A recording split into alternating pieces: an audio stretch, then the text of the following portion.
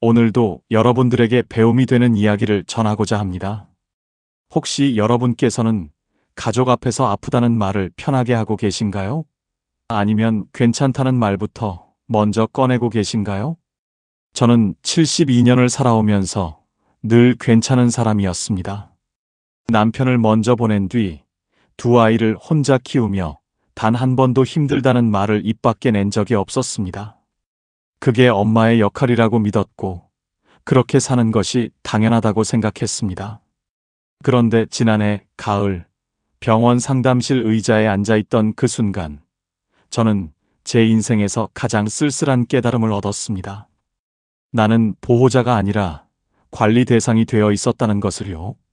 그리고 그 깨달음은 제 삶을 완전히 바꾸어 놓았습니다.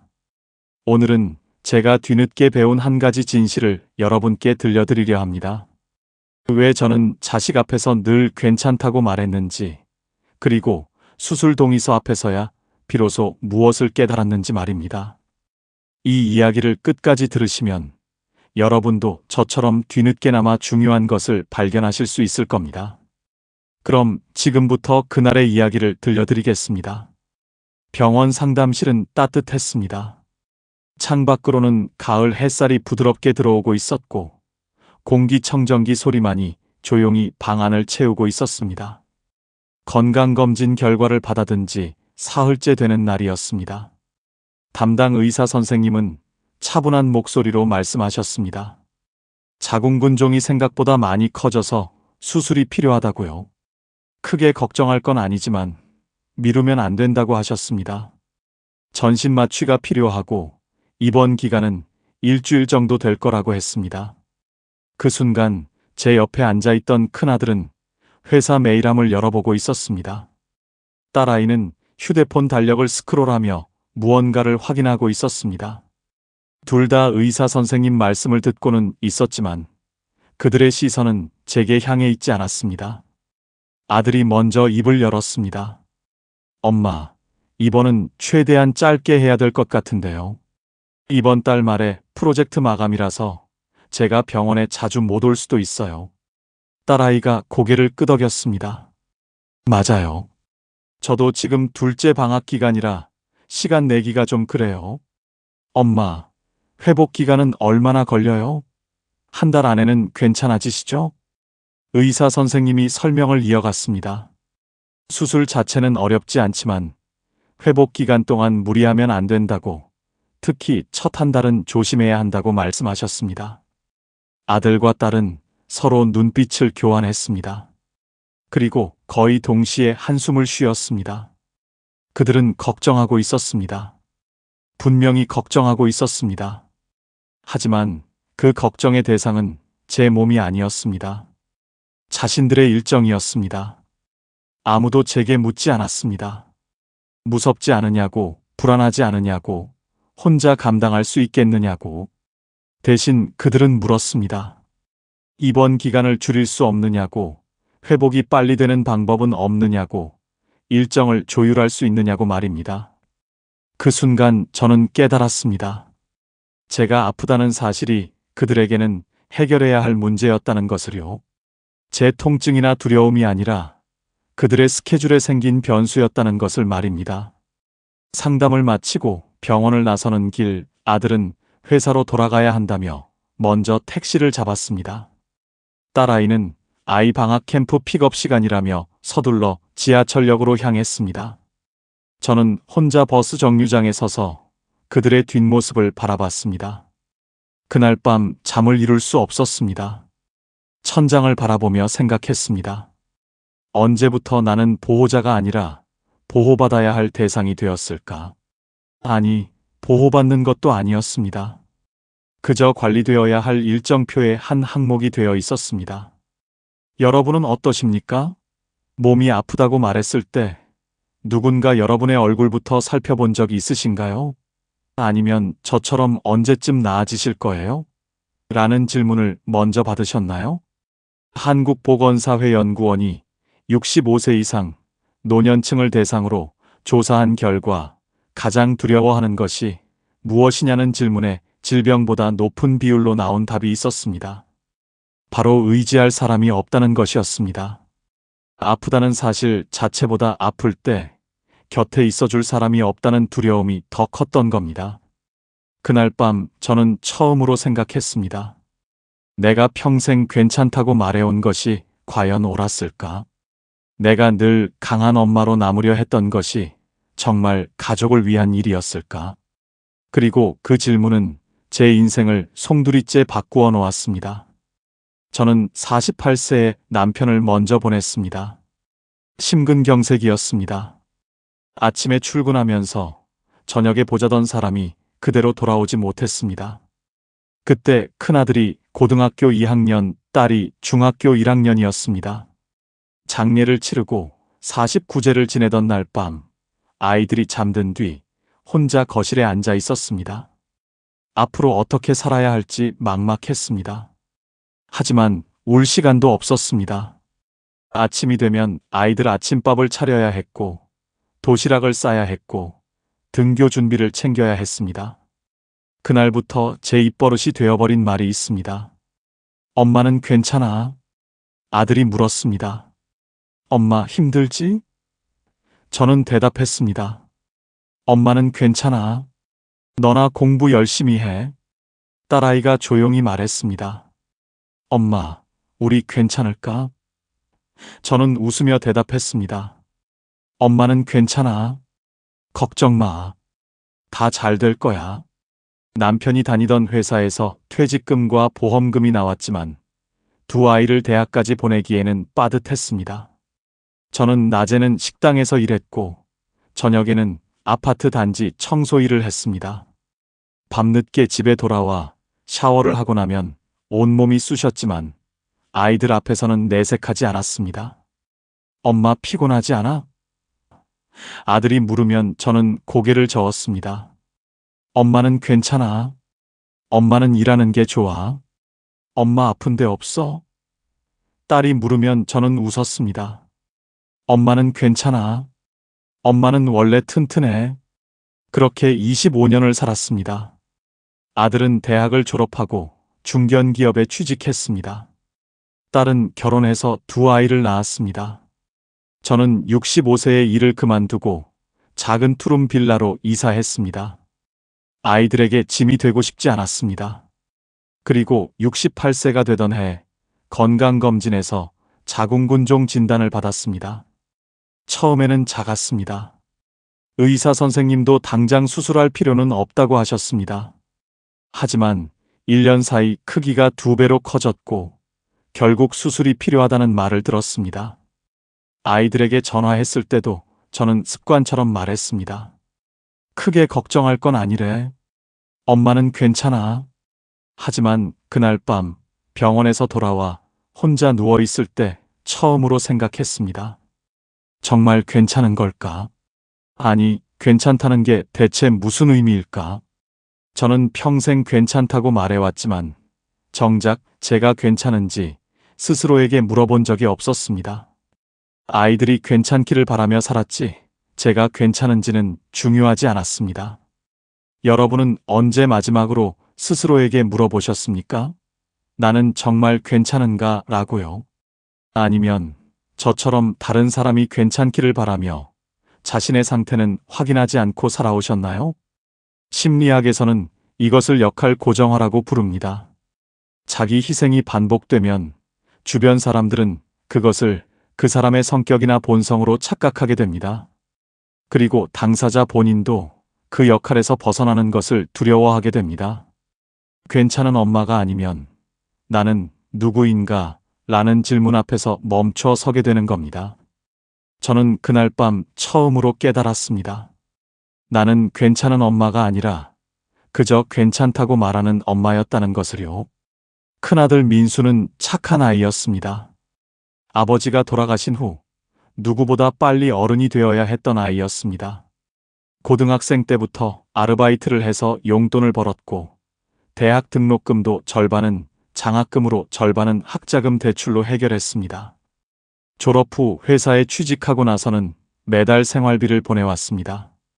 제가 거절해도 강제로 이체했습니다. 엄마, 이 정도는 제가 해야죠. 그 말이 고마우면서도 마음 한구석이 무거웠습니다.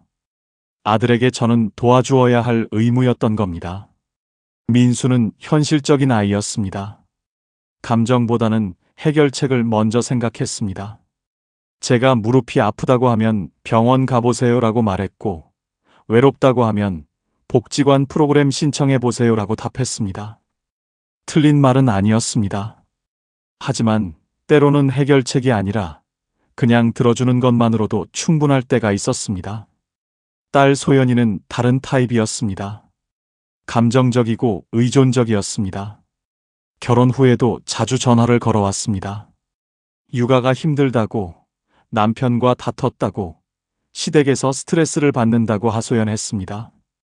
저는 늘 들어주었습니다. 그래, 많이 힘들겠다. 엄마가 반찬 좀 해줄까? 소연이는 고마워했습니다. 하지만 제가 힘들 때는 달랐습니다. 엄마, 나도 지금 힘들어.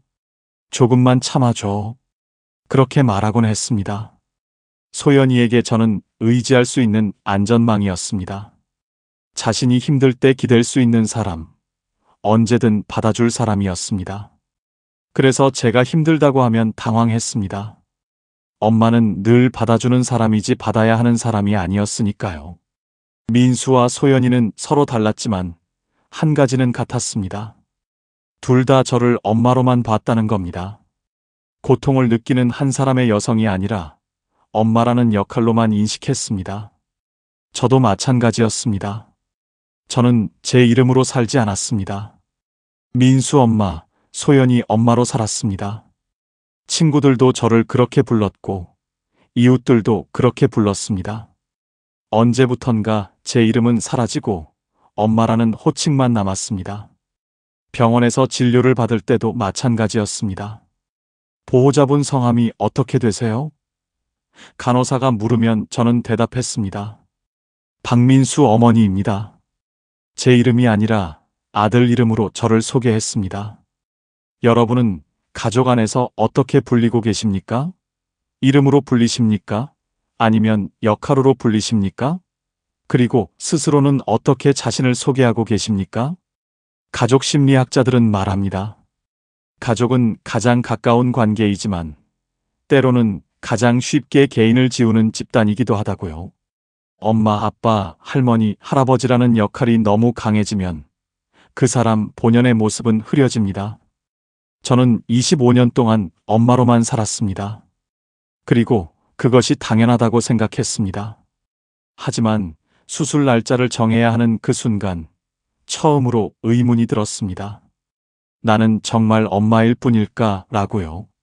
병원에서 돌아온 다음 날 아이들과 수술 날짜를 정하기 위해 통화했습니다. 의사 선생님은 빠를수록 좋다고 하셨지만 한 달 안에만 하면 된다고 하셨습니다. 먼저 민수에게 전화를 걸었습니다. 아들아, 수술 날짜를 잡아야 하는데 내가 병원에 올 수 있는 날이 언제니? 민수는 잠시 침묵하더니 대답했습니다. 엄마, 이번 달은 프로젝트 마감 때문에 정말 어려워요. 다음 달 초는 어때요? 그때쯤이면 제가 시간 낼 수 있을 것 같은데. 이어서 소연이에게도 전화했습니다. 소연아, 엄마 수술 날짜를 정해야 하는데. 소연이가 한숨을 쉬었습니다. 엄마, 지금은 진짜 안 돼요. 큰애 방학이라 캠프도 보내야 하고 작은애는 영어 학원 레벨 테스트가 있어서요. 다음 달 중순 이후면 어떨까요? 저는 달력을 펼쳐놓고 동그라미를 그렸습니다. 민수가 가능한 날, 소연이가 가능한 날을 표시했습니다. 겹치는 날이 없었습니다. 아니, 정확히는 두 사람 모두 가능한 날은 한 달 반 후였습니다. 그날 밤 잠이 오지 않았습니다. 창문으로 달빛이 들어왔고 시계 초침 소리만 방 안을 채웠습니다. 저는 천장을 바라보며 생각했습니다. 아이들이 나쁜 건 아니었습니다. 민수도 회사에서 중요한 시기였을 것이고 소연이도 육아로 정신없을 것이었습니다. 그들도 각자의 삶이 있었습니다. 그걸 이해했습니다. 하지만 이해한다는 것과 서운하지 않다는 것은 달랐습니다. 제가 아프다는데 누구도 먼저 자신의 일정을 조정하려 하지 않았습니다. 대신 제게 물었습니다. 언제가 편하냐고, 언제쯤 할 수 있냐고 말입니다. 제 몸인데, 제 수술인데, 저는 선택권이 없었습니다. 문득 이런 생각이 들었습니다. 내가 아프면 저 아이들 삶이 불편해지는구나. 내 통증이 아니라 자기들 스케줄에 생긴 변수를 걱정하는구나.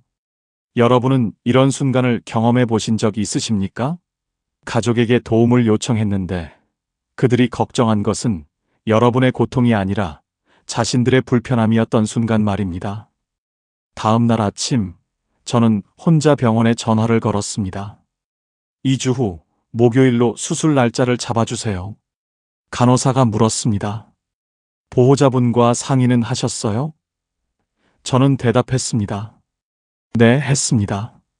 거짓말이었습니다. 상의하지 않았습니다. 아이들에게 알리지도 않았습니다. 그냥 제가 정했습니다. 어차피 그들이 원하는 날짜에 맞추면 한참을 기다려야 했고, 저는 더 이상 기다리고 싶지 않았습니다.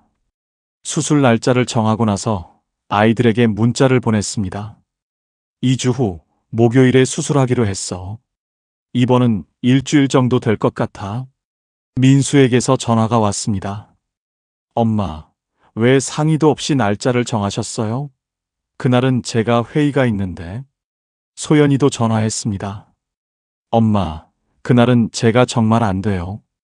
큰애 캠프 가는 날이라고요. 저는 차분하게 대답했습니다. 너희가 가능한 날짜를 기다리면 한 달 반을 더 기다려야 해.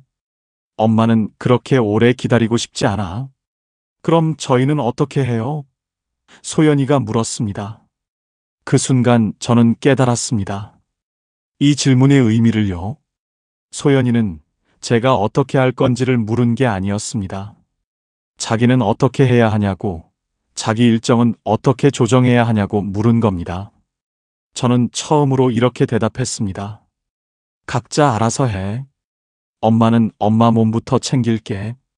한국노년학회의 연구 결과에 따르면 60세 이상 노년층 10명 중 6명이 자녀에게 부담이 될까봐 필요한 치료나 입원을 미룬다고 합니다. 자신의 건강보다 자녀의 편의를 먼저 생각하는 겁니다. 저도 그랬습니다. 평생을 그렇게 살았습니다. 하지만 그날 저는 처음으로 제 편을 들었습니다. 그리고 그 선택이 서운함의 시작이 아니라 변화의 시작이라는 걸 나중에야 알게 되었습니다.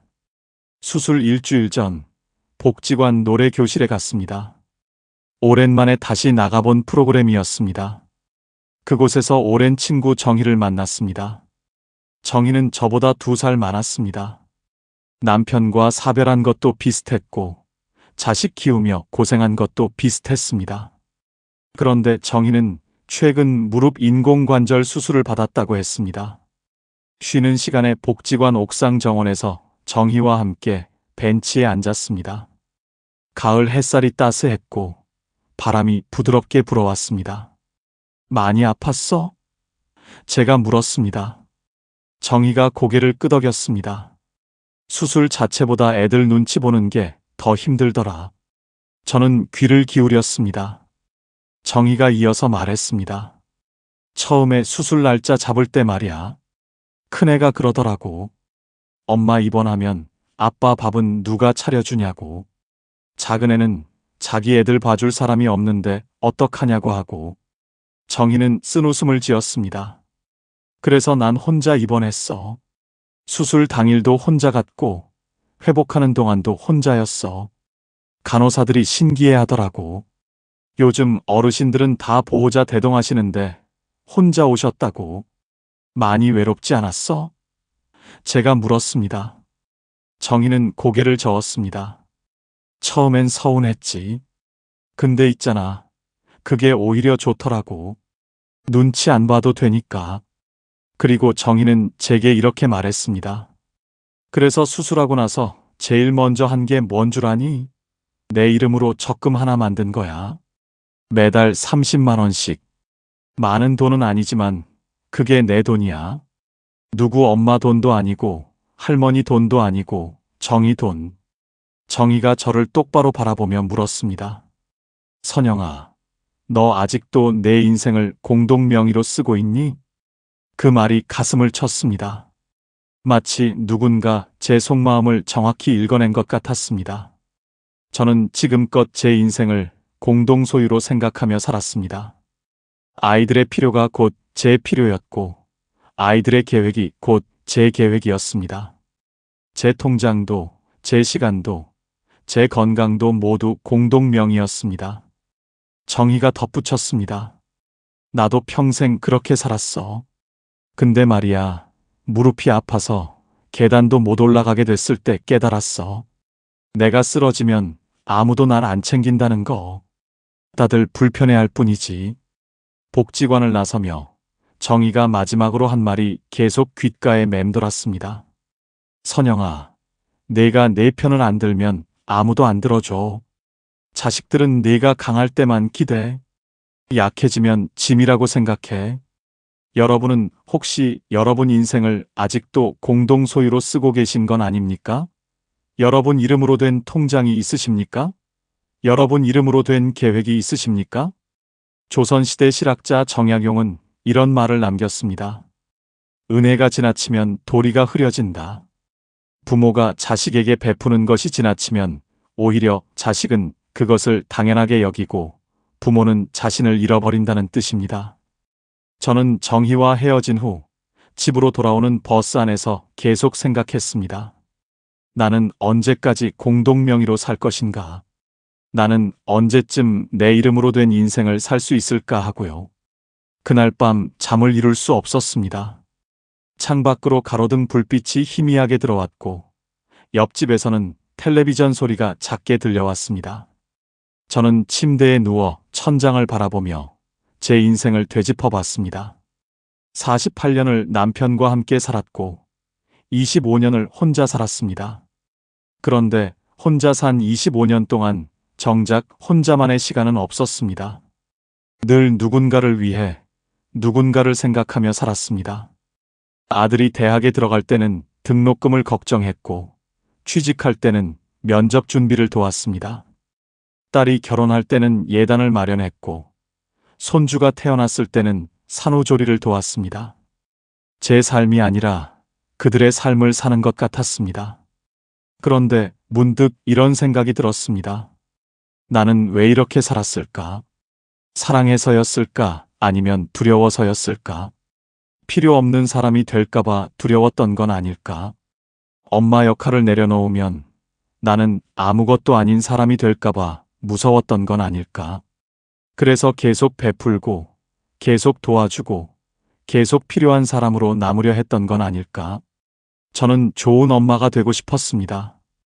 아이들에게 기억되는 엄마, 고마운 엄마, 사랑받는 엄마가 되고 싶었습니다. 그런데 좋은 엄마와 존중받는 엄마는 달랐습니다. 좋은 엄마는 모든 걸 해주는 엄마였습니다. 하지만 존중받는 엄마는 자신의 경계를 지키는 엄마였습니다. 좋은 엄마는 항상 웃는 엄마였지만 존중받는 엄마는 필요할 때 아니라고 말할 수 있는 엄마였습니다. 저는 좋은 엄마가 되려고 노력했지만 존중받는 엄마는 되지 못했습니다. 아이들은 저를 좋아했지만 존중하지는 않았습니다. 편하게 여겼지만 신경 쓰지는 않았습니다. 그날 밤 저는 결심했습니다. 이번 수술만큼은 아이들 일정에 맞추지 않겠다고. 제가 정한 날짜에 수술을 받겠다고. 그리고 회복하는 동안에도 눈치 보지 않겠다고 말입니다. 작은 결심이었지만 제게는 큰 변화였습니다. 평생 처음으로 제 편을 들기로 한 겁니다. 여러분은 지금 누구 편을 들고 계십니까? 가족을 사랑하는 마음과 자신을 지키는 것 중에서 선택해야 한다면 어느 쪽을 택하시겠습니까? 아니면 저처럼 평생 선택을 미뤄오셨나요? 심리학자들은 말합니다. 두려움 위에 세운 관계는 결국 침묵으로 무너진다고요. 사랑이 아니라 필요 때문에 맺어진 관계는 필요가 사라지면 함께 사라진다고 합니다. 저는 아이들이 절 필요로 하기를 바랐습니다. 하지만 필요가 아니라 사랑으로 관계를 유지하고 싶었습니다. 그러려면 먼저 제가 저를 사랑해야 했습니다. 제가 저를 존중해야 아이들도 절 존중할 수 있었습니다. 그날 밤의 각성은 제 인생의 전환점이 되었습니다. 68년을 살아오며 처음으로 제 인생의 주인이 되기로 결심한 순간이었습니다. 다음 날 아침, 저는 아이들에게 전화를 걸었습니다. 먼저 민수에게 전화했습니다. 아들아, 엄마 수술 날짜 확정했어. 다음 주 목요일이야. 민수가 당황한 목소리로 물었습니다. 엄마, 제 일정 확인도 안 하시고요? 그날은 제가 회의가 있다니까요. 저는 차분하게 대답했습니다. 알아. 근데 엄마는 더 이상 기다릴 수 없어. 내 회의도 중요하지만 엄마 건강도 중요해. 민수가 한숨을 쉬었습니다. 그럼 저는 어떻게 해요? 저는 잠시 침묵했다가 말했습니다. 내가 올 수 있으면 오고 안 되면 안 와도 돼. 엄마는 이번엔 엄마 편을 들 거야. 소연이에게도 같은 내용을 전했습니다. 소연이는 울먹이는 목소리로 말했습니다. 엄마, 그럼 저는요? 큰애 캠프 보내야 하는데 제가 병원에 못 가면 엄마 혼자 어떻게 해요? 저는 대답했습니다. 혼자서도 할 수 있어. 엄마가 지금까지 혼자 해온 게 한두 가지가 아니잖니. 전화를 끊은 후 손이 떨렸습니다. 평생 처음으로 아이들에게 단호하게 말했기 때문입니다. 미안하다는 말도 괜찮다는 말도 하지 않았습니다. 그저 제 결정을 통보했을 뿐이었습니다. 수술 전날 밤, 혼자 집에서 짐을 쌌습니다. 입원 가방에 옷가지와 세면도구를 넣었습니다. 보호자가 없어도 괜찮다고 간호사가 말했지만 그래도 마음 한구석은 불안했습니다. 수술 당일 아침 택시를 타고 병원으로 갔습니다. 병원 로비는 사람들로 붐볐습니다. 환자들 곁에는 가족들이 함께 있었습니다. 남편과 함께 온 할머니, 딸과 함께 온 할아버지, 아들 부부와 함께 온 어르신들이 보였습니다. 저는 혼자였습니다. 입원 수속을 밟고 병실로 올라가고 수술복으로 갈아입는 모든 과정을 혼자 했습니다. 간호사가 물었습니다. 보호자분은 안 오셨어요? 저는 대답했습니다. 제가 제 보호자입니다. 간호사가 잠시 놀란 표정을 지었지만 곧 이해한다는 듯 고개를 끄덕였습니다. 요즘은 혼자 오시는 어르신들이 많다고 걱정 말라고 말했습니다. 수술실로 가는 복도는 길고 조용했습니다. 침대에 누워 천장을 바라보며 이동하는 동안 이상하게도 외롭지 않았습니다. 오히려 평온했습니다. 누구 눈치도 보지 않아도 되고 누구에게 미안해하지 않아도 되니까요. 수술실 문 앞에서 마취과 의사 선생님이 말씀하셨습니다. 곧 잠드실 거예요. 걱정 마세요. 저는 고개를 끄덕였습니다. 마취제가 들어오는 게 느껴졌고 의식이 흐려지기 시작했습니다.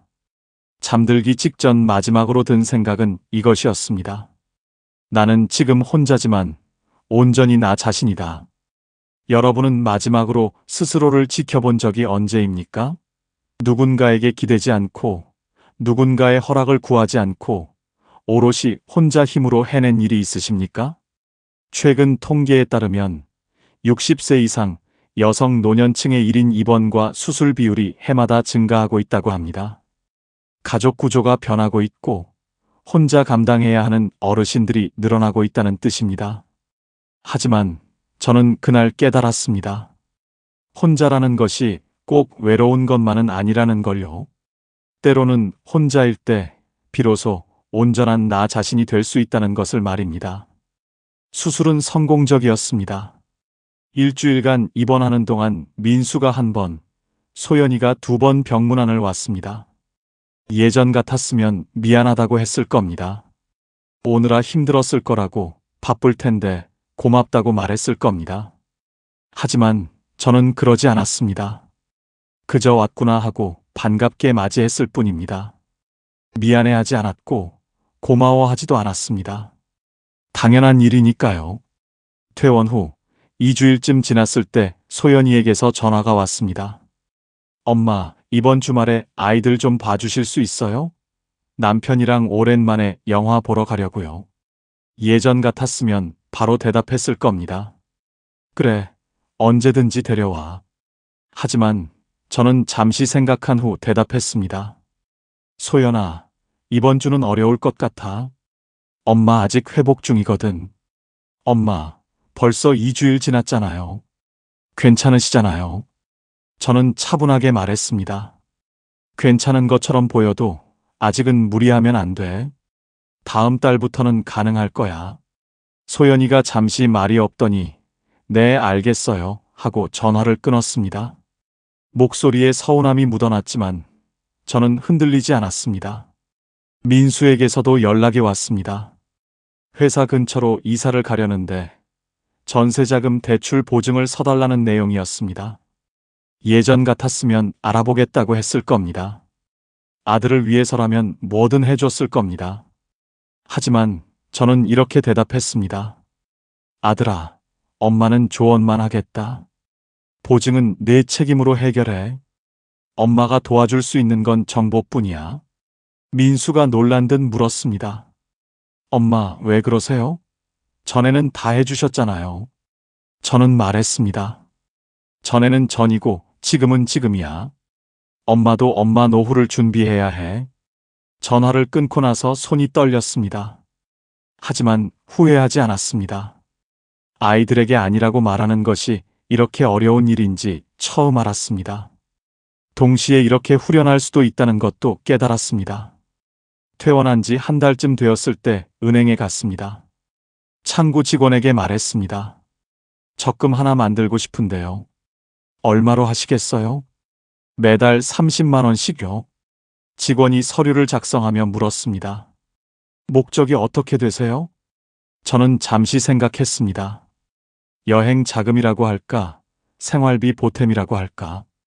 하지만 정직하게 대답했습니다. 제 인생을 위해서요. 직원이 고개를 들어 저를 바라봤습니다. 그리고 미소를 지으며 말했습니다. 좋은 목적이시네요. 통장을 받아들고 은행을 나서며 가슴이 벅찼습니다. 이 돈은 누구 엄마의 돈도 누구 할머니의 돈도 아니었습니다. 박선영의 돈이었습니다. 제 이름으로 된 첫 번째 적금이었습니다. 여러분은 여러분 이름으로 된 미래를 갖고 계십니까? 누군가를 위한 저축이 아니라 오롯이 여러분 자신을 위한 계획이 있으십니까? 심리학자들은 말합니다. 자기 삶을 존중하는 순간 타인도 그 경계를 배운다고요. 내가 나를 소중히 여기지 않으면 아무도 나를 소중히 여기지 않는다고 합니다. 저는 68년 만에 처음으로 저 자신을 존중하기 시작했습니다. 그리고 그것이 이기적인 일이 아니라 당연한 일이라는 걸 배웠습니다. 처음 석 달은 어색했습니다. 아이들도 당황했고 저도 불편했습니다. 소연이는 며칠에 한 번씩 전화해서 섭섭하다는 말을 돌려 했고 민수는 예전 엄마가 어디 갔냐고 농담처럼 물었습니다. 하지만 저는 흔들리지 않았습니다. 아이들을 사랑하지만 제 삶을 포기하지 않겠다고 다짐했습니다. 도와줄 수 있을 때는 돕되 제 선을 넘어서까지 하지 않았습니다. 그런데 신기한 일이 일어났습니다. 석 달쯤 지나자 아이들의 태도가 조금씩 변하기 시작한 겁니다. 민수가 병원 정기검진 날짜를 물어왔습니다. 엄마, 다음 검진 언제예요? 제가 같이 가도 될까요? 소연이는 주말에 반찬을 만들어서 가져왔습니다. 엄마, 요즘 잘 드세요? 제가 만든 건데 드셔보세요. 예전에는 제가 먼저 챙겼습니다. 검진 날짜를 알려주고 반찬을 만들어 갖다 줬습니다. 하지만 이제는 아이들이 먼저 물어보고 먼저 챙겨줬습니다. 어느 날 민수가 물었습니다. 엄마, 요즘 왜 이렇게 달라지셨어요? 저는 웃으며 대답했습니다. 엄마도 사람이야. 엄마로만 살 수는 없잖니. 민수가 잠시 말이 없더니 조용히 말했습니다. 죄송해요, 엄마. 저희가 엄마를 너무 당연하게 생각했나 봐요. 그 말을 들으니 눈물이 날 것 같았습니다. 하지만 참았습니다. 대신 아들의 손을 잡고 말했습니다. 괜찮아. 엄마도 이제야 배운 거야. 거리를 두는 게 단절이 아니라 서로를 위한 거라는 걸. 소연이도 변했습니다. 예전처럼 무조건 의지하지 않았습니다. 스스로 해결하려고 노력했고, 정말 필요할 때만 도움을 청했습니다. 엄마, 저도 엄마처럼 살고 싶어요. 아이들한테도 경계가 필요하다는 거 요즘 느껴요. 관계가 달라졌습니다. 예전에는 일방적이었습니다. 제가 주고 아이들이 받았습니다. 하지만 이제는 서로 주고받았습니다. 제가 필요할 때 아이들도 달려왔고, 아이들이 힘들 때 저도 도왔습니다. 여러분은 혹시 거리를 두면 사랑이 사라질까 두려우신가요? 경계를 세우면 관계가 끊어질까 걱정되시나요? 가족관계 연구에 따르면 경계가 분명한 가족일수록 갈등의 지속 기간이 짧고 회복 속도가 빠르다고 합니다. 서로의 영역을 존중할 때 오히려 관계가 건강해진다는 뜻입니다. 저는 거리를 두면서 오히려 아이들과 가까워졌습니다. 역설적이지만 진실이었습니다. 제가 저를 존중하자 아이들도 절 존중하기 시작했습니다. 수술을 받은 지 1년이 지났습니다. 계절이 한 바퀴 돌아 다시 가을이 왔습니다. 창밖으로 은행나무 잎이 노랗게 물들어가는 게 보였습니다. 휴대폰에 알림이 떴습니다. 적금 자동이체 완료.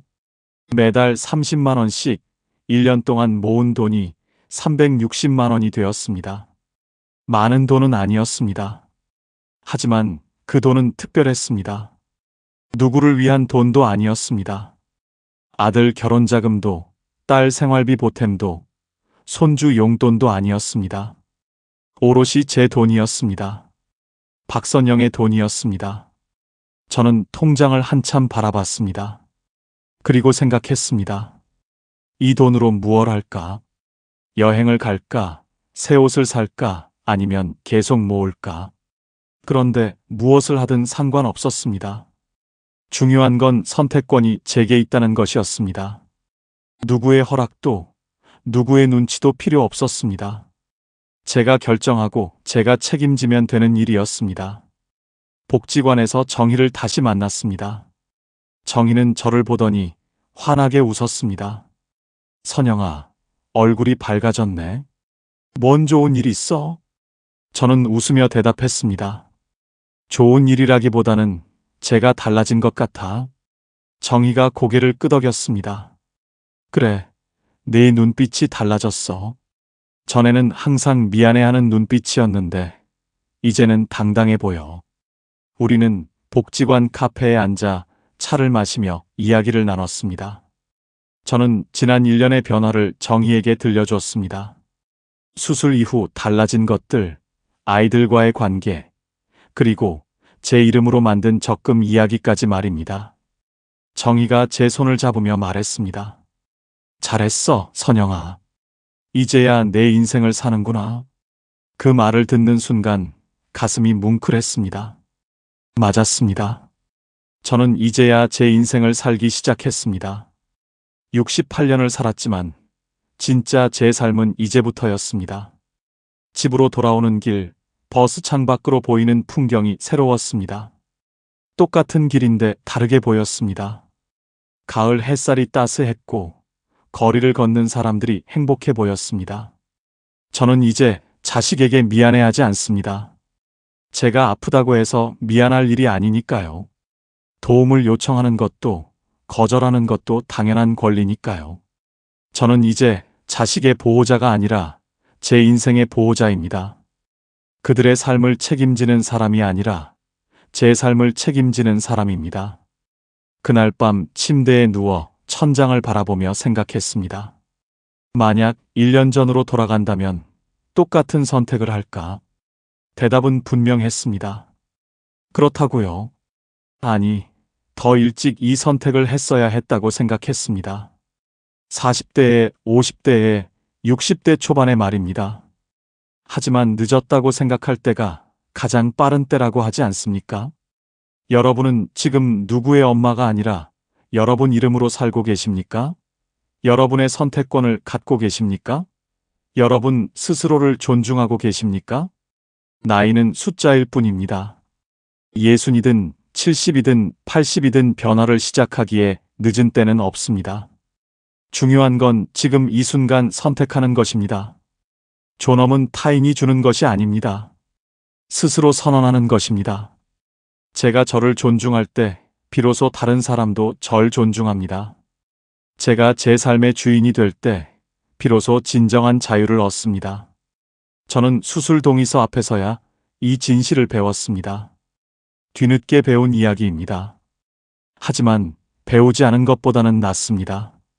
그리고 이제 저는 압니다. 진짜 인생은 지금부터라는 것을요. 여러분도 시작하십시오. 오늘부터 여러분 이름으로 사십시오. 그것이 이기적인 일이 아니라 당연한 권리라는 걸 기억하십시오. 오늘 이야기가 여러분의 마음에 작은 용기가 되었기를 바랍니다. 어떤 생각이 드셨는지 댓글로 나눠주세요. 구독과 좋아요로 함께 해주시고 오늘도 행복한 하루 되세요. 뒤늦게 배운 이야기였습니다.